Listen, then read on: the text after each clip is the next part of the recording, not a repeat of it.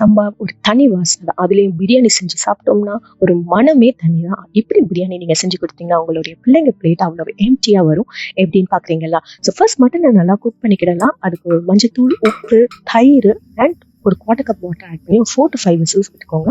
நல்லா விசில் அடங்கட்டும். சைடில் நல்லா சாஃப்டாக குக் ஆகிற வரைக்கும் குக் பண்ணி எடுத்துக்கிடலாம். இன்னொரு சைடில் வந்து சீரக சம்பா ஒரு 1/2 hour சோக் பண்ண வச்சுருக்கேன். ஒரு ஹெவி பாட்டம் பேனில் நல்லா தாராளமாக நெய்யை ஊற்றி அதோட வெங்காயத்தையும் ஆட் பண்ணி வெங்காயம் மிளகாவையும் ஆட் பண்ணிக்கோங்க. நல்லா வெங்காயம் வந்து ஒரு கோல்டன் ப்ரௌனாக நல்லா ஸ்மெல்லோடு இருக்கும். அந்த ஸ்டைலில் இஞ்சி பூண்டு பேஸ்ட்டையும் ஆட் பண்ணி ஒரு நிமிஷம் வதக்குங்க.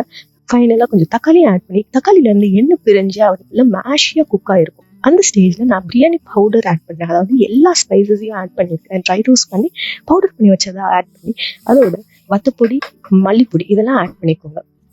ஃபைனலாக அது நல்ல ஒரு வாசனை ஒரு நிமிஷம் குக் ஆன உடனே வர மூச்சில் நம்ம இந்த மட்டனையும் ஆட் பண்ணி ஸ்டாக் தனியாக எடுத்து வச்சுக்கோங்க. மட்டனையும் ஆட் பண்ணிவிட்டு அதோட கொத்தமல்லி, புதினா ஒரு கை நிறைய ஆட் பண்ணி நல்லா ஒரு நிமிஷம் குக் பண்ணுங்கள். ஃபைனலாக வந்து இந்த மட்டன் ஸ்டாக், அதாவது சீரக சம்பாவுக்கு 1/2 கப், ஒரு கப் எடுத்திங்கன்னா 1/2 கப் மட்டன் ஸ்டாக், இல்லைன்னா வாட்டர் அட்ஜஸ்ட் பண்ணிக்கலாம்.